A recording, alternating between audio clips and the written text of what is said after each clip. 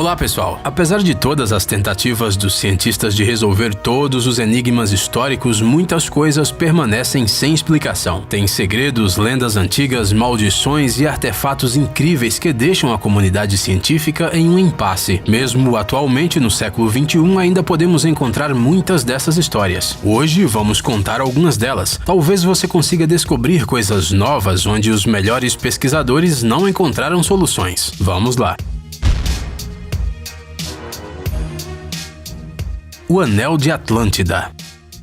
As pirâmides egípcias continuam sendo uma das obras mais misteriosas da história da humanidade. O número de teorias sobre a sua origem é simplesmente enorme e vão desde as mais simples e aceitas até mesmo pelos céticos até histórias que envolvem alienígenas, reptilianos e a Atlântida. Durante umas escavações feitas em 1860, o famoso egiptólogo francês, o Marquês Pierre Daguerre, encontrou um anel incomum. Esse objeto frágil, cuja idade era de vários milhares de anos, intrigou muitos pesquisadores. Depois de numerosos experimentos, surgiu a hipótese de que a curiosa joia vinha de Atlântida. De acordo com os rumores, este artefato surpreendente e que não se encaixa à cultura egípcia tem propriedades especiais. As formas geométricas curvas são definidas e equilibradas em uma ordem específica. Segundo os que têm uma cópia do Anel de Atlântida, a joia emite ondas desconhecidas que protegem de qualquer agressão externa. É meio difícil de acreditar. No entanto, o arqueólogo britânico Howard Carter também falou sobre as incríveis propriedades protetoras do Anel de Atlântida. Segundo alguns relatos, ele fez uma cópia dessa joia para si e não se separou dela nunca mais. Eles dizem que foi justamente este anel que ajudou Carter a sobreviver à maldição de Tutankhamon, que atingiu vários de seus colegas depois da abertura da famosa tumba. As espadas de Ulfbert. As espadas marcadas com o selo de Ulfbert são encontradas em toda a Europa. Elas datam de 850 até o final do século XI.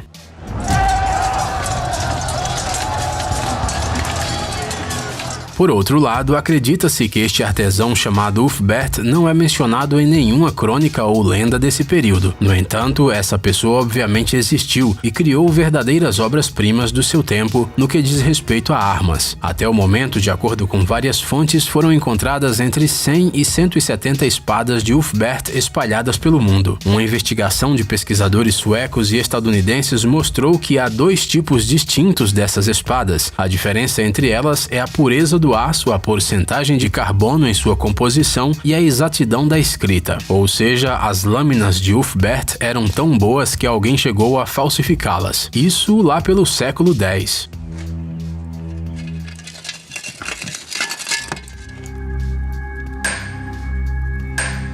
Dá para imaginar uma coisa dessas? Será que o misterioso Ulfbert viveu por vários séculos e forjou armas durante todo esse tempo? Na verdade, alguns pesquisadores acreditam que o antigo ferreiro tinha muitos discípulos, os quais colocaram o selo de Ulfbert em suas espadas por 2 séculos. Koh-i-Noor.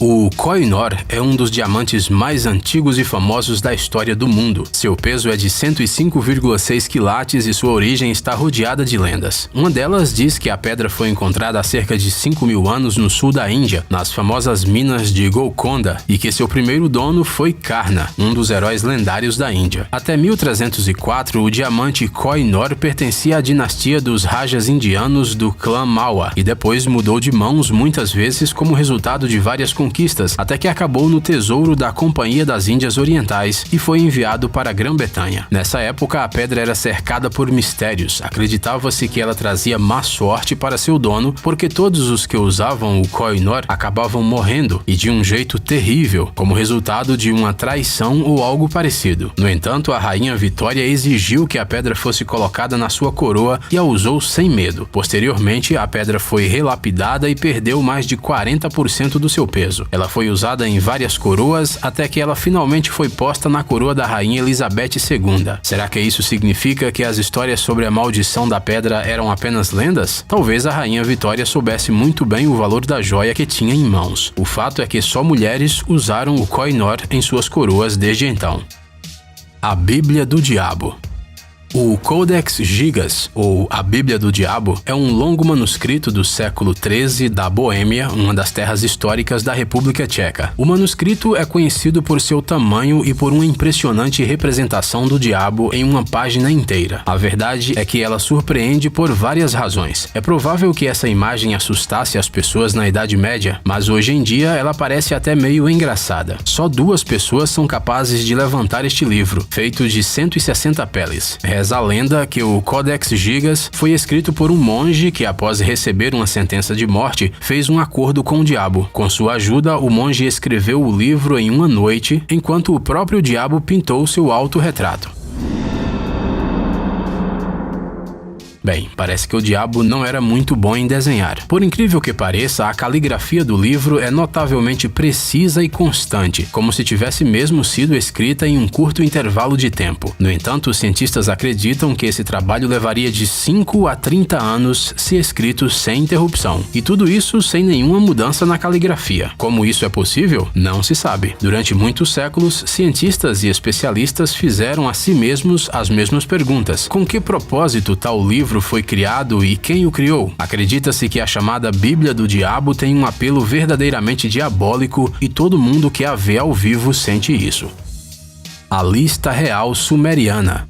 A informação deixada pela antiga e misteriosa civilização dos Sumérios levanta muitas questões entre os cientistas. Por exemplo, antigos registros sumérios dizem que 8 reis praticamente imortais governaram a Terra por 241.200 anos. Soa absurdo? Bem, um misterioso artefato encontrado durante umas escavações no Iraque confirma isso. A Lista Real Sumeriana é um manuscrito antigo que inclui uma lista completa dos governantes sumérios e dinastias governantes. Também indica o período estimado do reinado desses governantes e do território que eles governam. Foi necessário muito tempo para decifrar esses escritos. Quando terminado o trabalho, descobriu-se que a lista real não se limitava apenas à lista de pessoas que governavam. Ela também descrevia muitos eventos antigos, já conhecidos através de outras fontes, o que mais uma vez confirmaria sua autenticidade. No entanto, a maioria dos pesquisadores fica impressionada com os mandatos dos 8 primeiros e mais antigos reis da lista real sumeriana. Cada um deles esteve no poder por dezenas de milhares de anos. E tem outro mistério. Houve uma queda acentuada nos tempos de governo depois de um certo período que, de acordo com os registros, veio após um dilúvio. O tempo de reinado dos próximos reis rapidamente alcançou números comuns da humanidade. Como isso aconteceu? Pesquisadores têm sugestões sobre isso, mas nenhuma delas ainda foi confirmada. A Pedra da Coroação.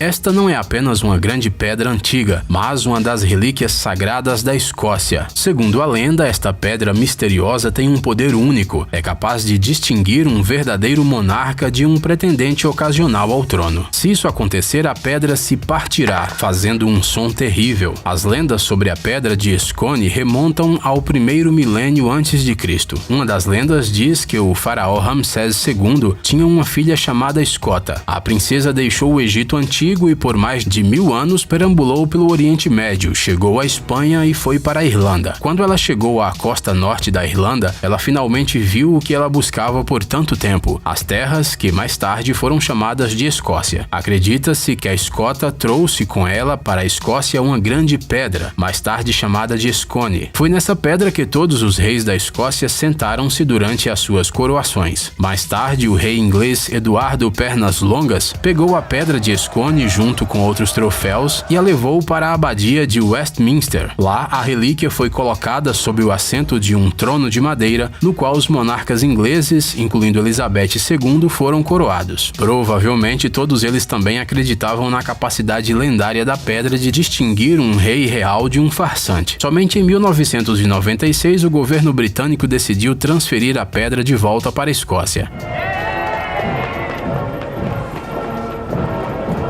mediante a condição de que os britânicos a emprestariam para a época das coroações. No dia 30 de novembro do mesmo ano, a pedra de Scone finalmente retornou à Escócia e foi colocada ao lado das joias da coroa escocesa no Castelo de Edimburgo. A Cadeira de Thomas Busby. A cadeira amaldiçoada de Thomas Busby é um objeto lendário e muito misterioso que se encontra em uma pequena cidade inglesa em North Yorkshire. À primeira vista, ela parece bastante comum. É só uma velha cadeira de madeira pendurada em um museu local. Mas por que ela está pendurada? Para que nenhum dos visitantes se sente nela acidentalmente, já que todo mundo que faz isso inevitavelmente enfrenta a morte. Segundo a lenda, no final do século XVII, na pequena cidade de Crickby, vivia um homem chamado Thomas Busby, que matou outro homem. O criminoso, é claro, foi condenado e sentenciado à forca. O último desejo de Thomas foi beber um uísque no pub que ele costumava frequentar. Sob escolta, o criminoso foi levado ao local onde ele virou o último copo de sua vida e disse: "Agora eu morrerei e não voltarei mais aqui, mas que morra também qualquer um que sentar no meu lugar." Por 10 anos, nenhum dos habitantes locais se atreveu a ocupar a cadeira de Busby, até que um dia, um limpador de chaminés que visitou o local decidiu fazê-lo. Ele morreu um dia depois, ao cair de um telhado. Daquele dia em diante, a lenda ganhou mais força e pessoas corajosas começaram a aparecer na cidade, prontas para desafiar a cadeira amaldiçoada. Um total de umas 60 pessoas morreram no período de 1712 a 2009. As vítimas pararam só porque a misteriosa mobília antiga foi finalmente colocada em um museu. O mapa de Piri Reis. Imagine um mapa do mundo, ou mesmo de alguma região, feito no século XVI. Certamente não é a coisa mais precisa em termos de cartografia, já que não havia aviões naquela época. É por isso que o mapa de Piri Reis se tornou uma verdadeira sensação. Ele foi desenhado pelo almirante turco Piri Reis em 1513, em Constantinopla. O mapa representa de maneira extremamente precisa partes da costa oeste da Europa e do norte da África. Também é possível reconhecer facilmente a costa do Brasil e a ponta oriental da América do Sul. Adicione a isso várias ilhas do Oceano Atlântico, incluindo os Açores e as Canárias, e você terá um documento cartográfico único e extremamente preciso. Alguns pesquisadores acreditam que o mapa contém elementos do continente ao sul, isto é, da Antártida. Mas será que as pessoas do passado também sabiam sobre a existência dela? De acordo com os dados oficiais, esta parte do mundo só foi descoberta no século XIX. Obviamente, os mais céticos têm seus próprios argumentos. Por exemplo, alguns acreditam que o mapa de Piri Reis está longe de ser o mapa mais preciso, mesmo para o seu tempo, o que significaria que não há nada de único nele. Outros indicam que a costa da Antártida no mapa está conectada à costa da América do Sul, ou seja, está faltando o Estreito de Drake. E sua largura no lugar mais estreito é de pelo menos 800 quilômetros. É uma coisa muito perceptível. No entanto, alguns estudiosos sugerem que Piri Reis compilou seu mapa com base no trabalho de antigos cartógrafos, de representantes de povos marinheiros desconhecidos que exploraram o planeta quando os contornos dos continentes eram muito diferentes. Ei, pare de ser preguiçoso. É hora de recarregar seu cérebro. Bem-vindo ao canal Brain Time. Acontecimentos incríveis do passado, presente e até mesmo do futuro. Revoltas da natureza e animais incríveis, fatos chocantes e mistérios não resolvidos. Aqui você encontrará tudo isso e muito mais. Inscreva-se, você não vai se arrepender.